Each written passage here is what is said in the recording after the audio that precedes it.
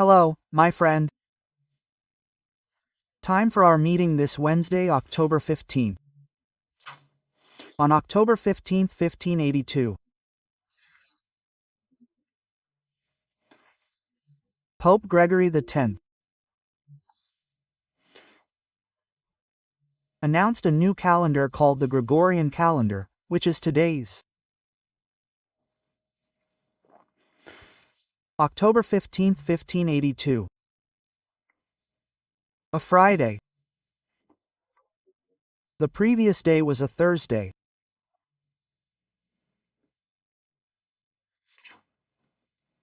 October 4th, meaning that in 1582, there were no October 5th, 6th, 7th, 8th, 9th, 10th, 11th, 12th, 13th, and 14th.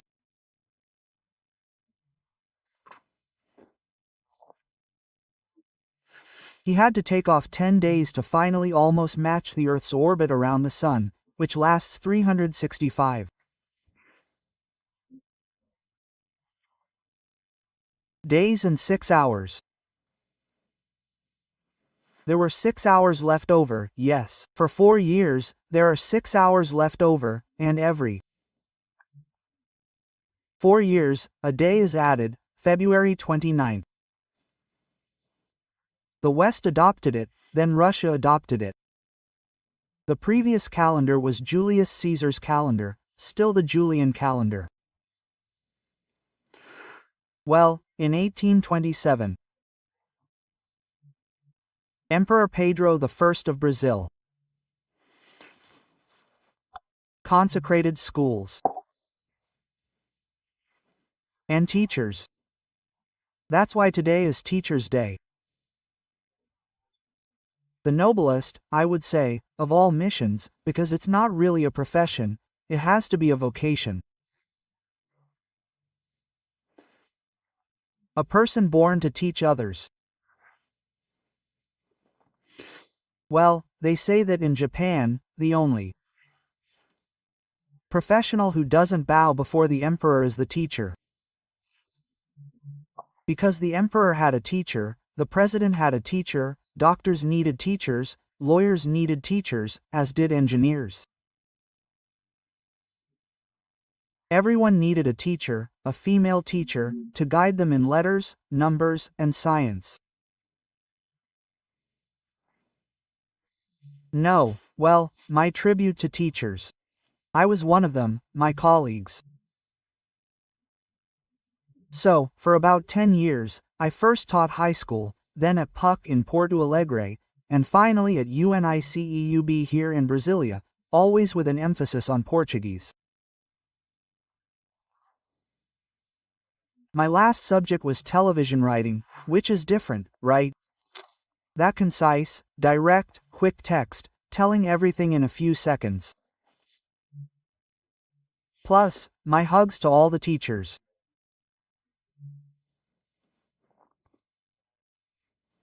Who find satisfaction in life by transmitting knowledge, teaching. Remember to subscribe and at the end, leave a like or dislike. So, let's talk more about teachers.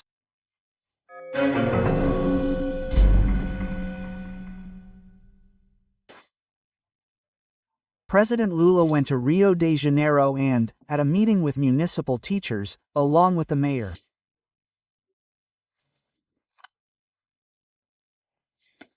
Eduardo Paes, and the Speaker of the House, Hugo Mota, both were booed by the teachers who chanted "No Amnesty," municipal teachers from Rio de Janeiro, as if it were a political rally. I'm a bit shocked by this, because I've never seen a teacher of mine in school, then in high school, then in college, engage in political activity. But anyway, as citizens, we have the right to express ourselves. Perhaps this wasn't the opportunity because it was a tribute to teachers.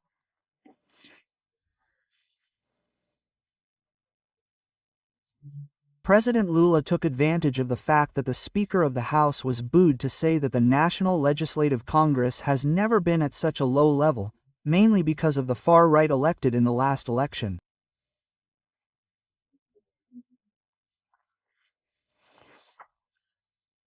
In other words, Lula isn't happy with the opposition from the young representatives and senators that Brazilian voters put there. Then he had a bragging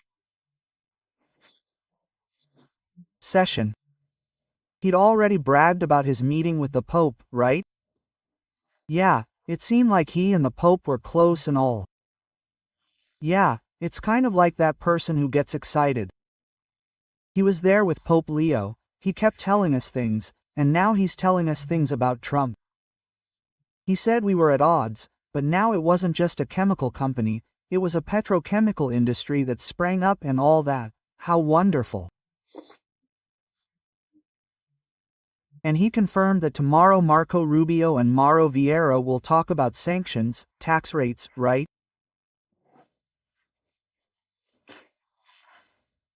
Yeah, coincidentally, today Paulo Figueiredo and Representative Eduardo Bolsonaro were at the State Department. As you know, Marco Rubio is the Secretary of State, and the Secretary of Commerce, Greer, Jameson Greer, made very clear something I've been saying here, that Trump said, what's the reason? There's a 10% tax rate, which is a commercial tax. An additional 40% tax rate is a punishment for disrespecting the rule of law, human rights, and the exercise of censorship in Brazil. I want to see how Chancellor Mauro Vieira will resolve this, right? Well, another thing, right? Trump has always made it very clear that Lula's idea of using bricks and mortar, of having a brick and mortar currency, doesn't go down well in the United States instead of using the currency backed by the forex, right? By the way, Trump must be enjoying it. I saw the news that India is buying from Russia, probably buying diesel like we do, and paying in Chinese yuan. In other words, India must have Chinese credit, right? It exports to China and buys from Russia. That way, there was a dinner at Alvorada yesterday. Lula, along with the Minister of the Civil Cabinet, Rui Costa, the former governor of Bahia and involved in that purchase of respirators, and the Minister of Justice, Lewandowski, who was a Supreme Court justice, was nominated, among other things, due to ties to Dona Marissa. They waited and received Justices Gilmar Mendes, Alexandre de Moraes, who is, the Vice President of the Supreme Court and Rapporteur, right, of the Multi-Rapporteur Committee.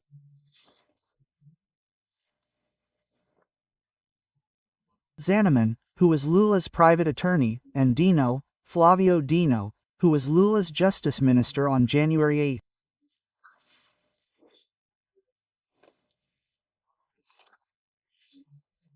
No one knows what was discussed, but what emerged was that the justices suggested that Barroso's vacancy not be filled with a weak candidate, because that would weaken the Supreme Court.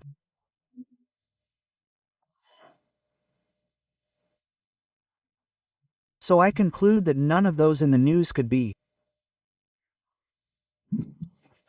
right? I keep imagining someone like Rui Barbosa, Ivesgandra Martins Filho, but Ivesgandra is already 90, so she can't. The maximum age to enter is 70, right? JC Falcao, Moreira Alves, Oscar Dias Correia, isn't there anyone of that caliber in the higher courts yet? Well, either way, it's up to the Senate to accept or reject. Speaking of the Senate, a group of opposition senators were there. Magno Malta, Eduardo Guirao. I saw Senator Mourão in the photo, right? With more requests, more impeachment requests against Moraes and Flavio Dino. Senator Tamers, more realistically, said, but after next year's Senate election, we'll have a majority to move forward with all these requests. It's piling up, right? Even in the chamber, even the leader of the new party, Van Houten, filed another impeachment request against Moraes because of what happened with Felipe Martins. Things are getting tighter and tighter, right? Now they discovered that the federal police had accessed the customs website and extracted this data without following the legal procedures, right, and recommended by customs itself. And there's the story of that federal police officer who was in the United States to capture Flavia Magalhães, who is married to an American and is an American citizen, right? Very complicated, very complicated. So that's it, folks. From Brasilia, Alexandre Garcia.